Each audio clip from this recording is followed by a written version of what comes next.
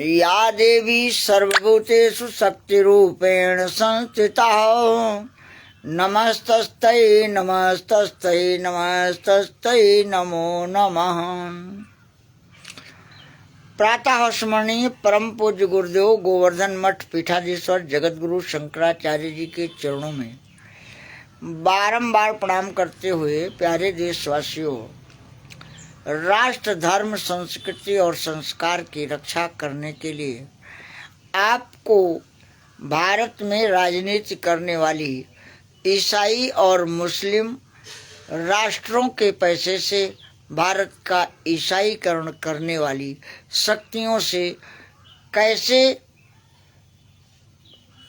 मार्ग बना पाएंगे, अपने धर्म संस्कृति संस्कार और अपने तीर्थ स्थलों की रक्षा कैसे कर पाएंगे, हिंदू समाज के स्त्रियों की लाज कैसे बचाई जा सकेगी, आज ये एक विषम प्रश्न है।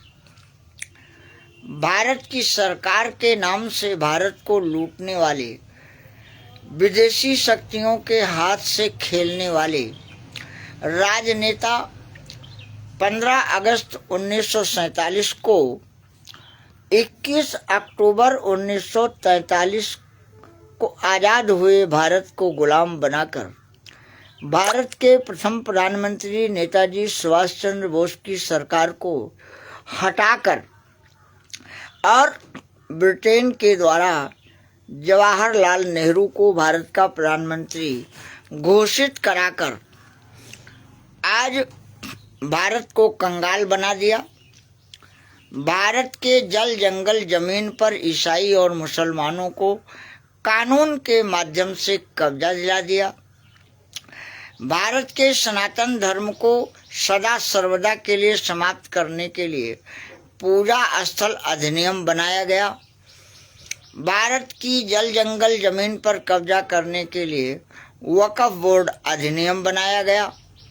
भारत में ज़्यादा से ज़्यादा ईसाई मुसलमान और रोहिंग्या समाज के लोगों को बसाने के लिए 1984-85 में बनाए गए IMDT एक्ट को समाप्त करने का कार्य किया गया।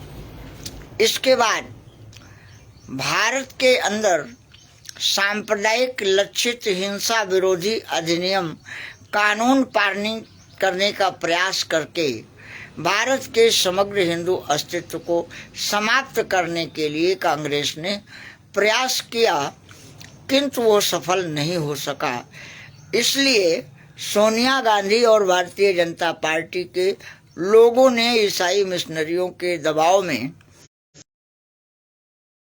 कर पॉक्सो एक्ट बनाकर भारत के संतों को जेल में रखने का एक नया षड्यंत्र रचा, जिसे आप पॉक्सो एक्ट के नाम से जानते हैं। भारत के वर्तमान प्रधानमंत्री तत्काल गुजरात के मुख्यमंत्री योगी आदित्यनाथ, उत्तर प्रदेश के मुख्यमंत्री, भारत के पूर्व प्रधानमंत्री अटल बिहारी वाजपेयी से लेकर और आज तक अगर आप आज तक भारत के प्रधानमंत्रियों की कथनी और करनी के अंतर को समझना चाहते हैं तो आपके सामने एक ज्वलंत प्रमाण के रूप में विद्यमान हैं आसाराम बापू, नारायण प्रेम साईं, जस्टिस कर्णन, अमृतानंद देव तीर्थ, मालेगांव बम विस्फोट इत्यादि। इन तथ्यों को जब आप गंभीरता से देखेंगे तब आपको पता लगेगा कि भारत के अंदर दंगा कराने का दायित्व ईसाई और मुस्लिम मंच के कार्यकर्ताओं का है।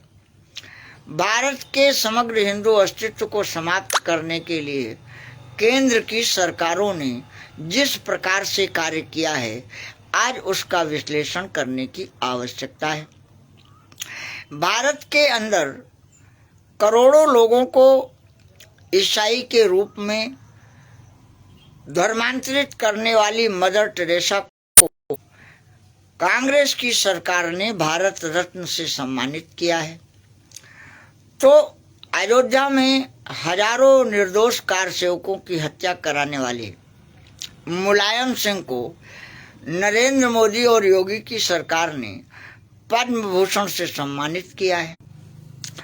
और भारतीय जनता पार्टी के द्वारा मुलायम सिंह को पद्म भूषण पुरस्कार देने के बावजूद भी ईसाई और मुस्लिम मंच के कार्यकर्ता भारत को हिंदू राष्ट्र बनाएंगे ऐसा कहने का दुष्प्रचार भारत में कर रहे हैं।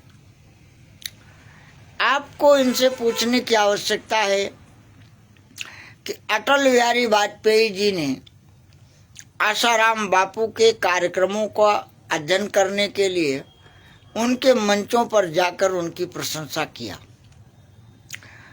भारत के वर्तमान प्रधानमंत्री ओम बिरला जी और तमाम उनके गद्दार सिपहसालार योगी आदित्यनाथ को छोड़कर बाकी सभी लोग एक वक्त आसाराम बापू के चरणों में शीर्षासन करने के लिए उनके आश्रम में जाया करते थे। भारत के प्रधानमंत्री नरेंद्र मोदी ने सोनिया गांधी के द्वारा निर्भया कांड कराकर बनाए गए पॉक्सो एक्ट के तहत जिस प्रकार से आरएसएस के एक कार्यकर्ता ने अपनी बेटी का उपयोग करते हुए आसाराम बापू के खिलाफ षड्यंत्र करके सोनिया गांधी के सहयोग से आसाराम बापू के ऊपर एक फर्जी एफआईआर दर्ज कराई और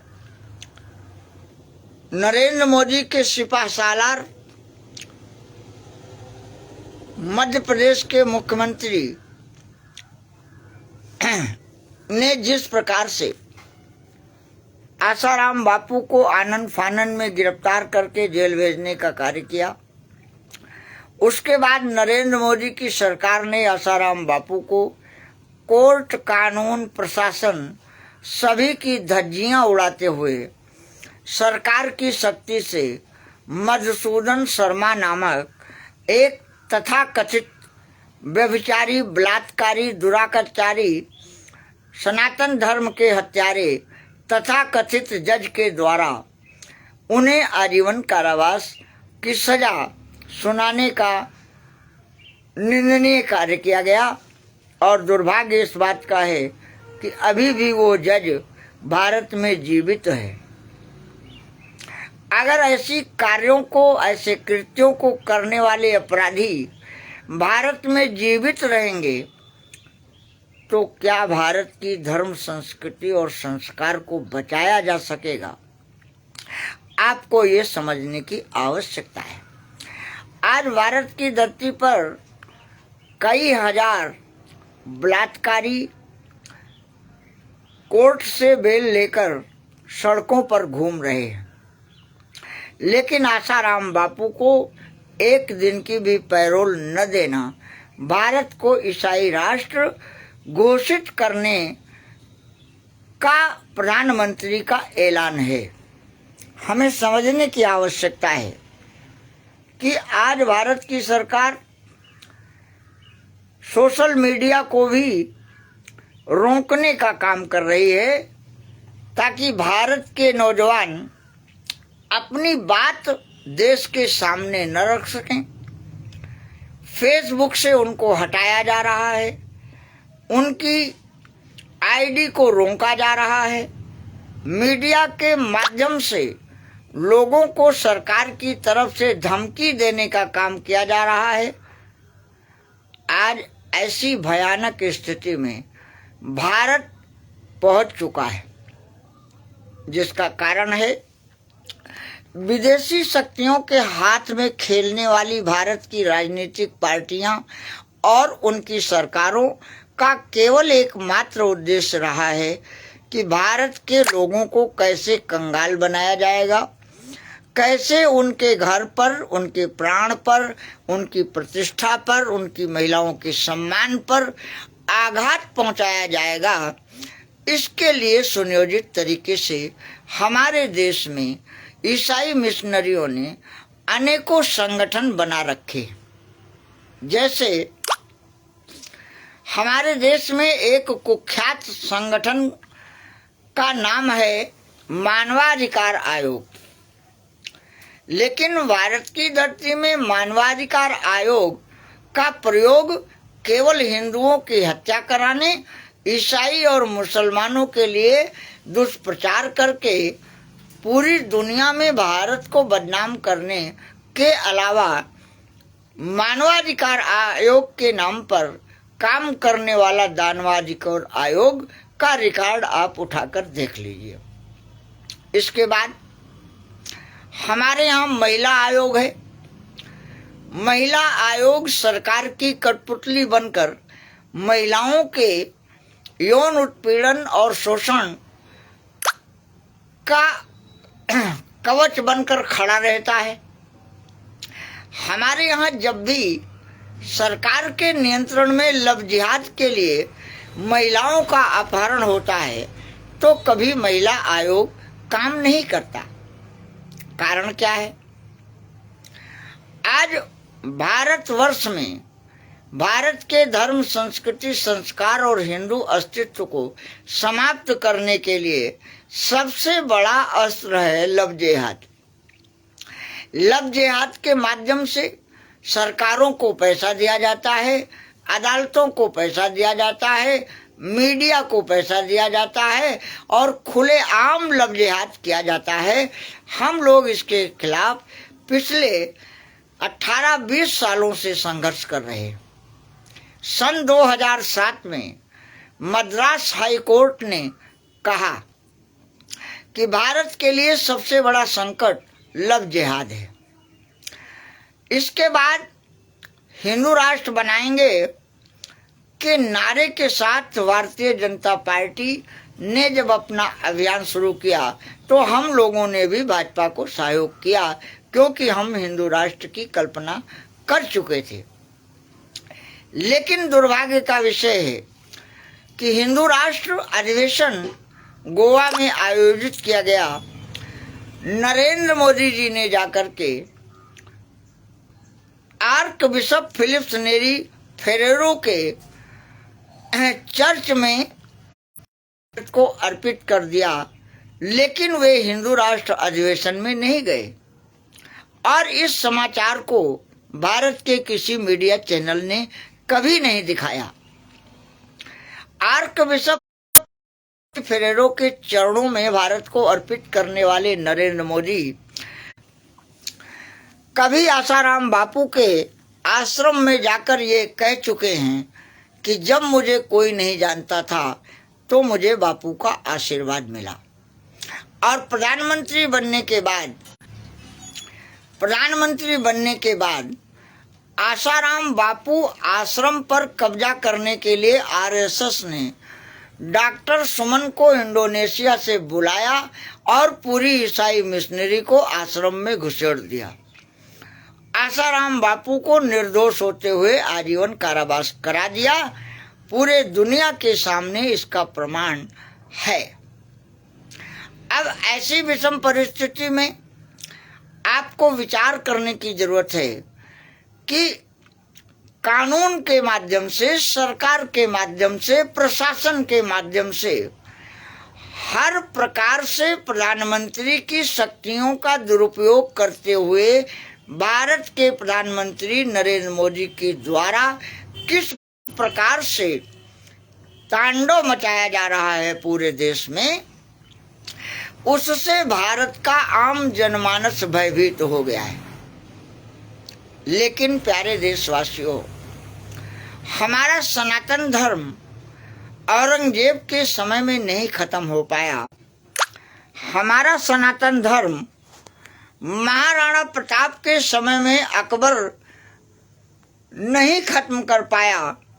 उसका कारण था कि महाराणा प्रताप के सामने जो भी संकट था तो भारत में भामाशाह के रूप में कुछ लोग जीवित थे,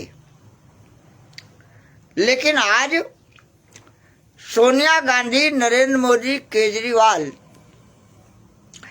ने जिस प्रकार का मजबूत गठबंधन करके भारत में ईसाईकरण करने वाली मदर टेरेसा को भारत रत्न देकर और मुलायम सिंह को पद्म भूषण देकर 4000 सेना की राइफलें कुकी समाज के ईसाइयों के हाथ में पकड़ाने वाली वो शक्तियां कौन हैं, आज तक कोई मीडिया चैनल इस पर मुंह नहीं खोल रहा है। मैं भारत के एकमात्र मीडिया चैनल पर बोलने वाले भाई संदीप चौधरी का हृदय से स्वागत करता हूं, अभिनंदन करता हूं, वंदन करता हूं कि भारतवर्ष के इस आपातकाल में भाई संदीप चौधरी ने बहुत साहस करके न्यूज़ 24 के चैनल से 2 समाचार राष्ट्र हित में प्रसारित करने का अपराध किया, जिसकी सजा आज उन्हें नरेंद्र मोदी की सरकार दे रही है। संदीप चौधरी जी का पहला अपराध था कि उन्होंने भारत के लोगों के सामने इस बात को रखा कि मणिपुर में मैतेई समाज के हिंदुओं के साथ असम सेना की 4000 राइफलों का दुरुपयोग करके जिस प्रकार से संपूर्ण हिंदू अस्तित्व को पूर्ण बहुमत की भाजपा की सरकार होते हुए भी समाप्त करने का कार्य किया जा रहा है, इसके लिए कौन जिम्मेदार है। दूसरा अपराध था कि भाई संदीप चौधरी जी ने देश को बताया कि देश की वित्त मंत्री निर्मला सीतारमण जी ने घोषित कर दिया है कि अब भारत में किसी भी प्रकार के किसी भी रोजगार की नौकरी की गारंटी भारत सरकार नहीं लेगी, आपको कोई रोजगार नहीं दिया जाएगा। इस 2 राष्ट्रहित में समाचार प्रकाशित करने के अपराध में न्यूज़ 24 ने उन्हें उनके दायित्व से मजबूर करके हटा दिया। अब भारत के लोगों को समझने की आवश्यकता है कि भारत में प्रधानमंत्री नरेंद्र मोदी ने मीडिया को समाप्त कर दिया है और कहते हैं भारत एक बहुत बड़ा लोकतंत्र है। तो भारत लोकतंत्र है या भारत ईसाई मिशनरियों के द्वारा एक लूट तंत्र स्थापित करके भारत में कांग्रेस और भारतीय जनता पार्टी की सरकार के नाम पर पोप के चरणों में भारत को अर्पित करने के लिए सरकार की सारी मशीनरियां भारत को लूटने का काम कर रही हैं। आम आदमी अत्याचार से पीड़ित है, लेकिन वो इनके खिलाफ नहीं खड़ा हो सकता, क्योंकि भारत में जो भी प्रदर्शन होता है उसके पीछे आरएसएस की फंडिंग होती है और ईसाई तथा मुस्लिम मंच के कार्यकर्ताओं के द्वारा एक प्रदर्शन का नाटक करके आम नागरिकों की, आम हिंदुओं की हत्या कराने का एक अभियान चलाया गया है। इसका कारण क्या है आपको समझना चाहिए। तो इसका मूल कारण है भारत की सूचना तंत्र के द्वारा देश की सरकार को तथा विदेशी शक्तियों को दी जाने वाली सूचना है। भारत की सरकारों को पोप का आदेश लागू हो चुका है कि भारत की सरकारों को भारत के अंदर 71% ईसाई, 17% मुसलमान तथा 12% में हिंदू, सिख, जैन, बौद्ध समाज के, पारसी समाज के लोगों को सीमित करना है। इस आंकड़े को आपको गंभीरता से समझना होगा। भारत के प्रधानमंत्री पोप के चरणों में भारत को अर्पित करते हुए पोप के आदेश घाना का निर्माण भारत में कर रहे हैं, क्योंकि भारत की धरती पर आकर के पोप फ्रांसिस ने आदेश कर दिया कि भारत में सनातन धर्म का पालन करना सबसे बड़ा अपराध है।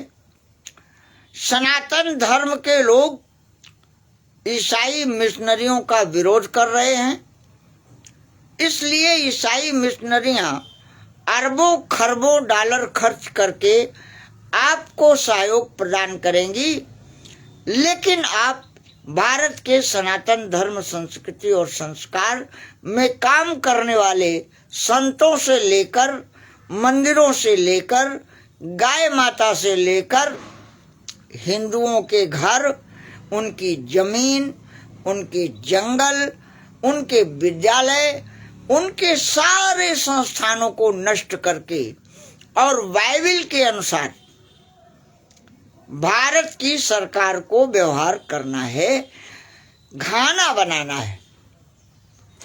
घाना के मापदंड को पूरा करने के लिए सोनिया गांधी की सरकार, केजरीवाल की सरकार, नरेंद्र मोदी की सरकार और इनके सहयोगी 28 और 32 पार्टियों के लोगों की सरकारें भारत की धरती से हिंदू अस्तित्व को, सिख के अस्तित्व को, जैन के अस्तित्व को, पारसी के अस्तित्व को मिटाकर ये जो अभियान इन्होंने इराक से आरंभ किया, अफगानिस्तान तक पहुंचाया, अब भारत को अंतिम रूप में एशिया का ही नहीं पूरी दुनिया का सबसे बड़ा ईसाई राष्ट्र बनाने के लिए सरकार की सभी एजेंसियों का दुरुपयोग खुलेआम किया जा रहा है।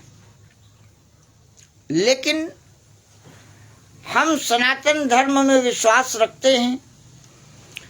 सनातन धर्म संस्कृति और संस्कार की रक्षा नारायण करते हैं और सनातन धर्म में जीने वाला व्यक्ति आसुरी शक्तियों के द्वारा मार डालने के भय से कभी भी धर्म के मार्ग से विमुख नहीं होता। अगर मृत्यु के भय से धर्म का मार्ग छोड़ सकते लोग, तो आज हमारे बीच में आप ये पोस्टर देख रहे हैं गुरु तेग बहादुर जी का, शिवाजी जी का, आज इनका ये इतिहास नहीं होता, राणा प्रताप का इतिहास नहीं होता, बामा शाह का इतिहास नहीं होता, रानी लक्ष्मीबाई, तात्या टोपे, मंगल पांडे, चंद्रशेखर तिवारी, न जाने कितने ब्राह्मणों ने अपने बलिदान देकर भारत माता की रक्षा करने का हमेशा काम किया है, क्योंकि वयम राष्ट्रयाम जागृतम हितम प्रवृत्ता, राष्ट्र के हम पुरोहित हैं। पुरोहित माने ब्राह्मण राष्ट्र का पुरोहित है का तात्पर्य क्या है? पुरोहित का मतलब है राष्ट्र के लिए पुरुषार्थ करते हुए राष्ट्र के हित में शत्रुओं का सर्वनाश करने के लिए सेना का संचालन करता है, जो वो ब्राह्मण है।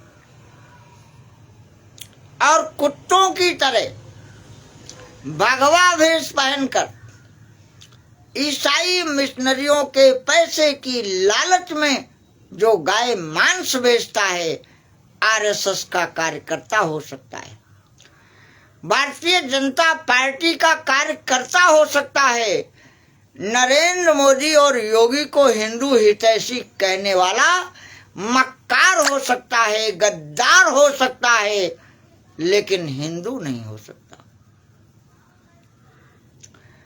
हिंदुत्व के संपूर्ण अस्तित्व पर आक्रमण करने वाले सत्ता के दलालों को ब्रिटेन और अमेरिका की चापलूसी करके भारत माता को अपमानित करने वाले गद्दारों को संपूर्ण विश्व के हिंदू समाज के ऊपर जजिया कर लगाने वाले भगवा वेशधारी, अंदर में नीला गमछा छिपाकर पोप के चरणों में भारत को अर्पित करने वाला कोई हिंदू नहीं हो सकता।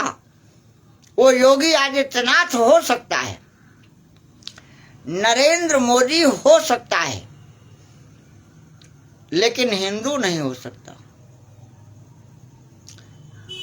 किसी चीज के होने के लिए उसके सार्वभौमिक सत्य और प्रमाण आवश्यक होते हैं। भेष बनाकर, नौटंकी का जोकर बनकर काम करने वाला राजा और चपरासी तथा नचनिया हो सकता है। हमारे यहाँ नौटंकी होती थी, उसमें जोकर सब कुछ बन जाता था, क्योंकि वो डायरेक्टर होता था, उसके पास मस्तिष्क होता था और वो नौटंकी को संचालित करने की सामर्थ्य रखता था। इसलिए वो जोकर के रूप में आकर कभी राजा के रूप में आता था, तो कभी वेश्या के रूप में नाच गाने का काम करता था, यानी हर तरीके से स्टेज को सजाने का कार्य करता था। वह कार्य आज आरएसएस के ईसाई और मुस्लिम मंच के द्वारा किया जा रहा है। भारतवर्ष के सभी हिंदू हितैषियों से और हिंदुओं से आरएसएस के गद्दारों से सावधान होने की अखंड हिंदू राष्ट्र मोर्चा अपील करता है। अखंड हिंदू राष्ट्र मोर्चा का राष्ट्रीय अध्यक्ष होने के नाते हम लोगों ने जब बिल गेट्स के अत्याचार से भारत की सरकार ने लोगों के मुंह में कपड़ा बांधकर वैक्सीनेशन का आतंक मचाया, वैक्सीन के माध्यम से भारत के नागरिकों की हत्या करने का अभियान शुरू किया, तो हम लोगों ने संसद से लेकर सड़क तक इस अत्याचार का विरोध करने का काम किया। इसमें दिल्ली से आदरणीय डॉक्टर तरुण कोठारी जी, भाई विश्वरूप राय चौधरी जी, भाई बल्लारा जी, न जाने ऐसे हजारों लोगों ने इस पाखंडी प्रधानमंत्री मोदी के खिलाफ भारत के गरीबों के प्राणों को बचाने के लिए जंतर मंतर पर अनेकों बार प्रदर्शन किया, सरकार को आगाह किया, नोटिस दिया कि भारत के निरीह लोगों की हत्या पोप के चरणों में अर्पित करने के लिए और भारत के हिंदुओं की आबादी को 12-13% में समेटने के लिए WHO के द्वारा किए गए षड्यंत्र में जिस प्रकार से भारत की राजनीतिक पार्टियां केवल सत्ता और पैसे के लिए देश के नागरिकों की हत्या कराने का काम कर रही हैं, हम लोग इसे स्वीकार नहीं कर सकते। और इसके लिए हमारे पास कोई 1-2 लाख लोगों का समूह नहीं आया, लेकिन भारत के हित में काम करने की सामर्थ्य रखने वाले बड़े बड़े डॉक्टरों और वैज्ञानिकों ने हमारी इस लड़ाई में, अभियान में सहयोग करने का कार्य किया। मैं उनका हृदय से आभार व्यक्त करता हूं। जिन लोगों ने वैक्सीनेशन लूट और लूटने वाली सरकार के काले कारनामों को उजागर करने में, जंतर मंतर के आंदोलन में प्रमुख भूमिका निभाई, मैं उनका आभार व्यक्त करते हुए दूर दराज बैठे हुए प्रभात महाराज जी का भी हृदय से आभार करता हूं कि भारत के लाखों लोगों ने जंतर मंतर ना पहुंचते हुए भी मीडिया के माध्यम से अपना समर्थन देकर हमें शक्ति प्रदान किया और भारत के इस अत्याचारी प्रधानमंत्री के काले कारनामों का पूरा खुलासा पूरे देश में जब हो गया, तो देश के प्रधानमंत्री ने सुप्रीम कोर्ट में जाकर देश को धोखा देने का काम किया कि हमने किसी को मौत मुंह में ढकेलने के लिए बलपूर्वक वैक्सीन नहीं लगाई है।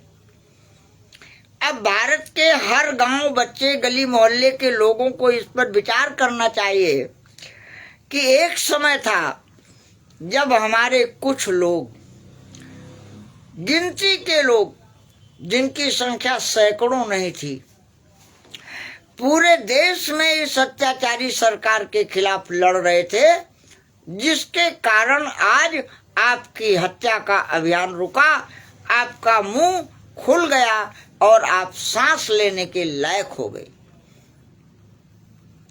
आपको विचार करने की आवश्यकता है कि क्या ऐसे देश के प्रधानमंत्री के हाथ में आपके बच्चों की सुरक्षा सुरक्षित रहेगी?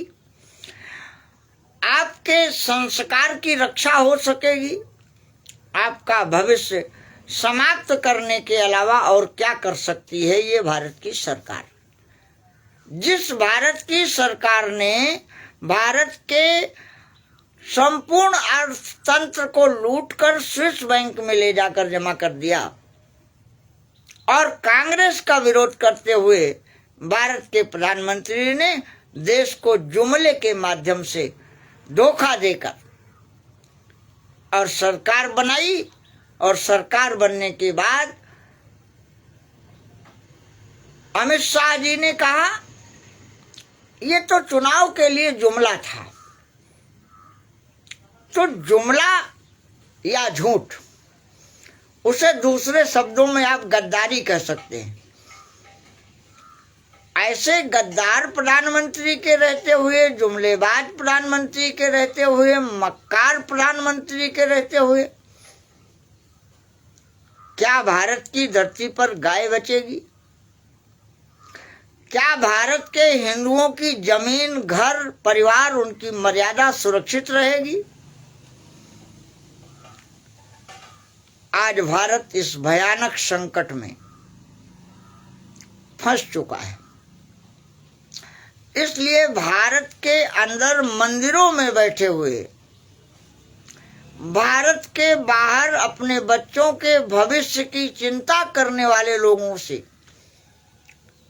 मैं आग्रह करता हूं कि आप लोग हमारे कार्यकर्ताओं को आर्थिक सहयोग भी प्रदान करें,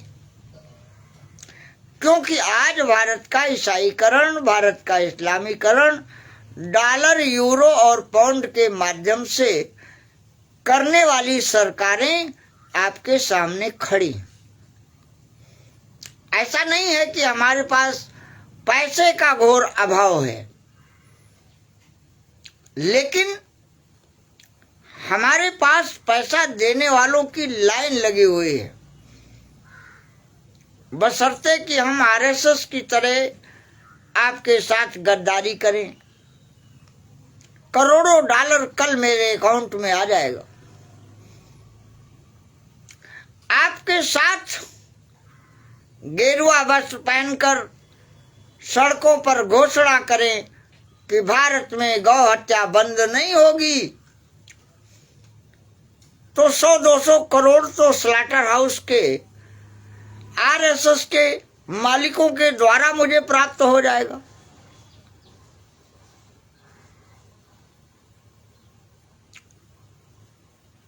आपको विचार करने की जरूरत है कि अब आप भारत में चाहते क्या हैं? पोप के चरणों में भारत को अर्पित करने वाली कांग्रेस, भाजपा, सपा, बसपा की सरकार चाहते हैं। भगवा गमछा उतारकर नीला गमछा धारण करने वाले नरेंद्र मोदी, जो अमेरिका के पैसे से भारत का ईसाईकरण करके पोप के चरणों में भारत को अर्पित करने का कार्य कर रहे हैं, उनके आतंक से लड़ने के लिए भारत के उन बहादुर कार्यकर्ताओं का जो गरीब होते हुए भी सनातन धर्मी हैं, अर्थ के अभाव के कारण भी वे धर्म की रक्षा के लिए गाय मांस बेचने वाले स्लॉटर हाउस के लोगों से पैसा लेने को तैयार नहीं हैं, क्या आप उनके बच्चों को भूख से मर जाने के लिए इन आसुरी शक्तियों के हाथों में देश को सौंपने के लिए तैयार हैं? आपको विचार करना पड़ेगा। भारत के किसानों की हत्या करने के लिए नरेंद्र मोदी ने भारत के ऊपर 100 लाख करोड़ रुपए का कर्जा देकर और भारत की धरती को, भारत के पर्यावरण को, भारत के किसान को समाप्त करने के लिए कृत्रिम बरसात करवाई।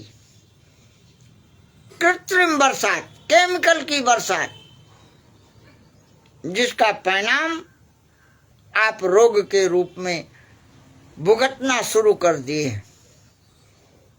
जो जहर सरकार के द्वारा हवाई जहाज से छिड़काव करके आपके ऊपर बरसात के रूप में डाला गया है, क्या आप ऐसे षड्यंत्रकारियों की सरकार में जीवित रहने की कल्पना करते हैं? मैं आपसे पूछना चाहता हूं। और आपको सावधान करना चाहता हूं कि हमारी संस्कृति का अंत हिरण्याकश्यपु नहीं कर सका, क्योंकि नारद जी ने प्रहलाद को पैदा कर दिया। हमारी संस्कृति का अंत रावण नहीं कर सका, क्योंकि वशिष्ठ और विश्वामित्र जी ने राम को पैदा कर दिया।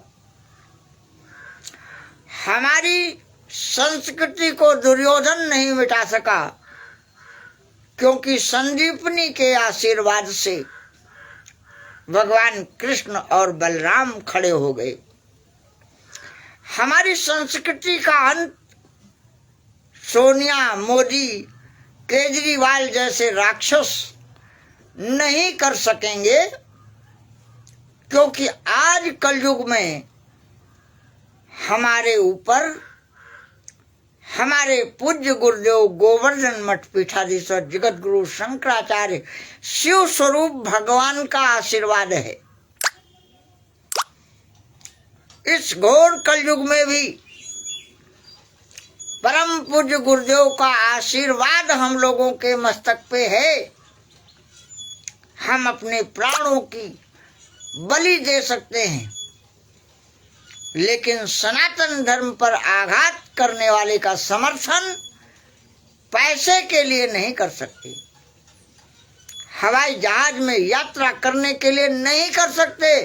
आए भारत के गद्दार, भगवा वेशधारी, आरएसएस के पैसों पर जीने वाले मक्कारों, तुम्हें धिक्कार है कि हमारे देश के शंकराचार्य को अपमानित किया जाता है।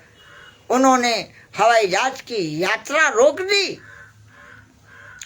हवाई जहाज का परित्याग कर दिया, और ऐसे देश में ऐसे गुरु का आशीर्वाद प्राप्त करने के बाद भी अगर तुम इन तुच्छ योगी और मोदी जैसे पोप के पाले हुए मक्कारों के प्रभाव में काम करते हो, तो उसका केवल और केवल एक कारण है कि तुम्हारे अंदर नारायण का प्रेम नहीं है। तुम ब्राह्मण नहीं हो सकते। ब्रह्म शक्ति तुम्हारे अंदर प्राप्त अगर होती तो तुम अपने को राष्ट्र का पुरोहित करते हुए, पुरोहित माने पुरुषार्थ से हित करते हुए संगठित हो जाते। इसलिए इस लाइव के माध्यम से आपको सावधान करना चाहता हूं कि आपको कुछ भी बहुत ज्यादा सोचने, समझने, करने की आवश्यकता नहीं है। करने वाले नारायण और हमारे पूज्य गुरुदेव गोवर्धन मठ पीठाधीश्वर जगत गुरु शंकराचार्य जी का वाक्य ही ब्रह्मास्त्र है। बस केवल आप लोग उसका आलम्बन लीजिए, आलम्बन लीजिए, क्योंकि इन राक्षसी शक्तियों के साथ भी ब्रह्मास्त्र हुआ करता था। वही ब्रह्मास्त्र लक्ष्मण के पास था जो ब्रह्मास्त्र मेघनाथ के पास था, लेकिन मेघनाथ ने योगी और मोदी की तरीके से जब उस ब्रह्मास्त्र का प्रयोग किया तो वो ब्रह्मास्त्र लक्ष्मण जी की परिक्रमा करके वापस चला गया। लेकिन उसी ब्रह्मास्त्र को जब लक्ष्मण जी ने अनुसंधान किया तो मेघनाथ काल के गाल में समा गया। तो प्यारे मित्रों, पूरे विश्व को मार्गदर्शन देने वाले,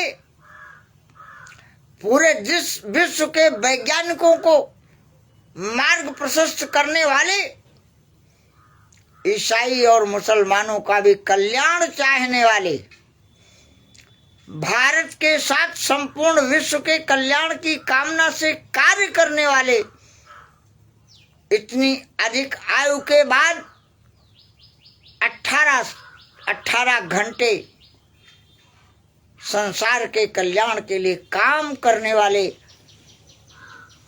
ऐसे गुरुदेव का आशीर्वाद प्राप्त करने के बाद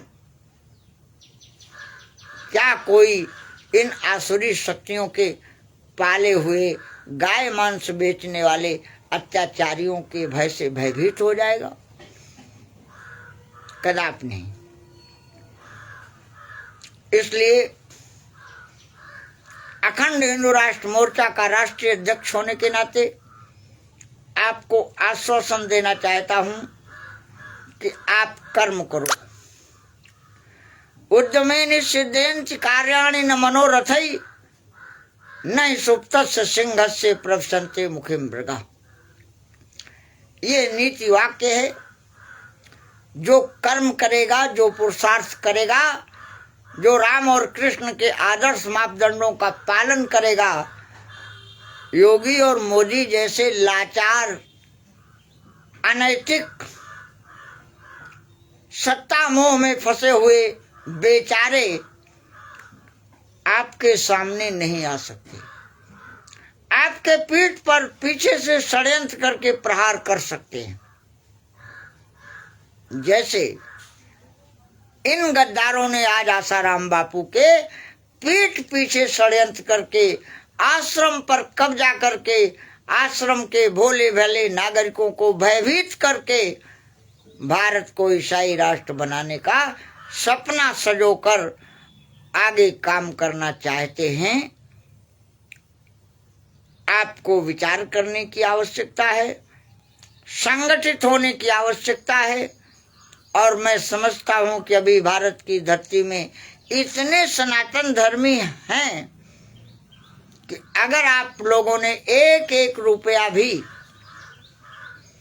अखंड हिंदू राष्ट्र मोर्चा का कार्य करने के लिए हमारे कार्यकर्ताओं का सहयोग कर दिया तो हम आपको भारत की धरती से गाय मांस खाना हमारा अधिकार है, ऐसा कहने वाले लोगों को या तो भारत की धरती छोड़कर जाना होगा या मौत के मुंह में जाना होगा। ये आश्वासन दे रहे हैं। दूसरा आश्वासन है मेरा, अगर इन गाय मांस बेचकर आप पे ऊपर अत्याचार करने वाले सरकार के लोगों को हटाना चाहते हो और एक एक रुपया हमारे अकाउंट में डाल दोगे तो भारत की धरती से एक भी बूंद रक्त बहाने की ताकत किसी मोहन भागवत और नरेंद्र मोदी में नहीं रह जाएगी। सोनिया की क्या औकात है? जो षड्यंत्रकारी शक्तियां आज आपके सामने भगवा वेश में हिंदू का रूप बनाकर खड़ी हैं, इनके नकाब हटा दीजिए, इनके नीले गमछे को पूरे देश में दिखा दीजिए। इनकी औकात खत्म हो चुकी है।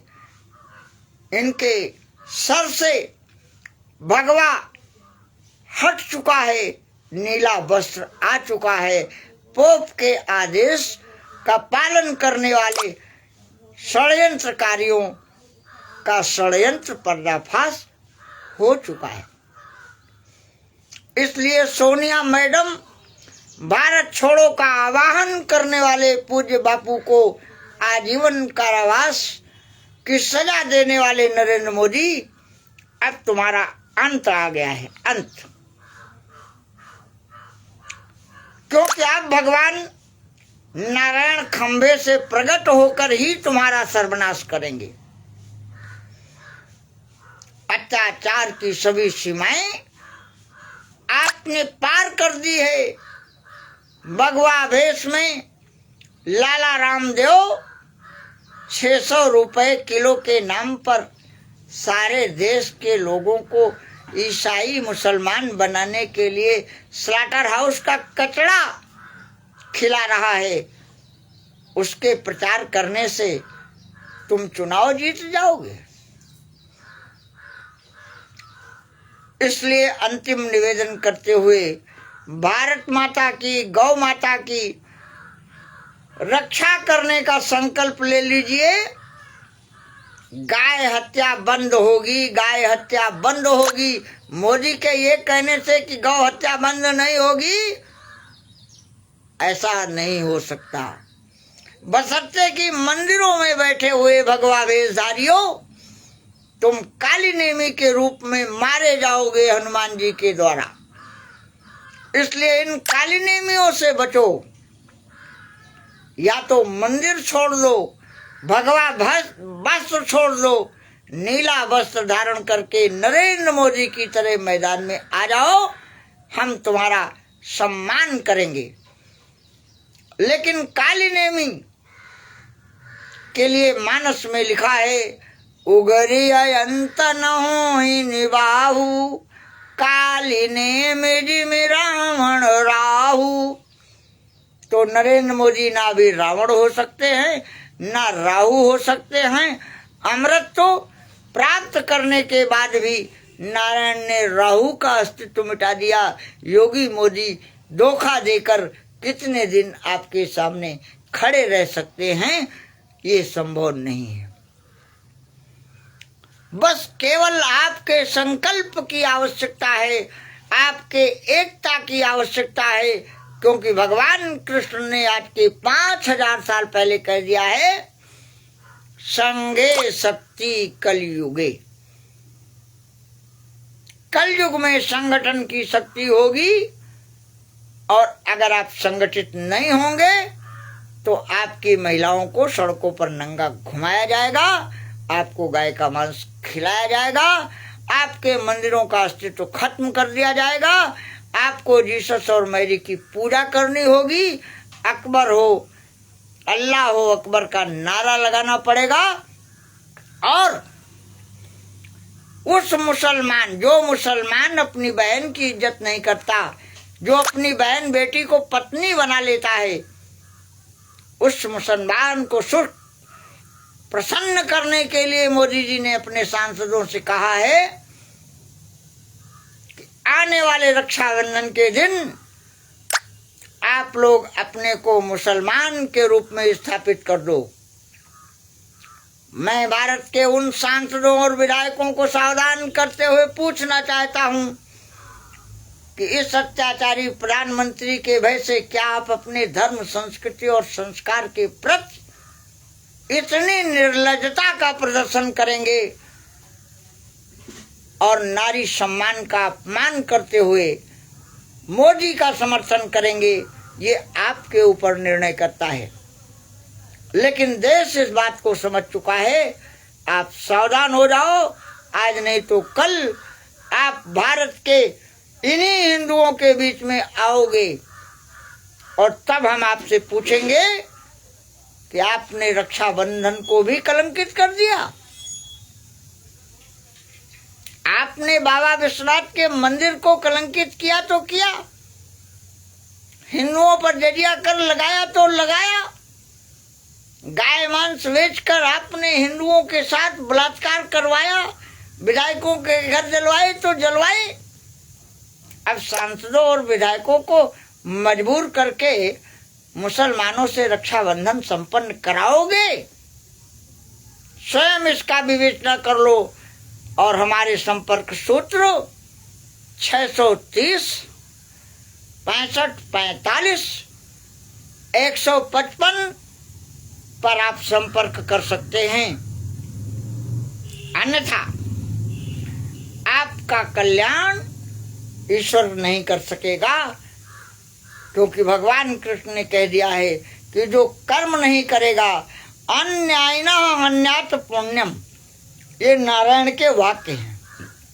जो अन्यायी का वध करके पुण्य अर्जित करने की सामर्थ्य नहीं पैदा करता, ऐसे विधर्मी कुकर्मी अत्याचारी का नारायण सहयोग नहीं करते, नारायण रक्षा नहीं करते, और नारायण से बड़ी विश्व में कोई सत्ता न थी, न है, न होगी।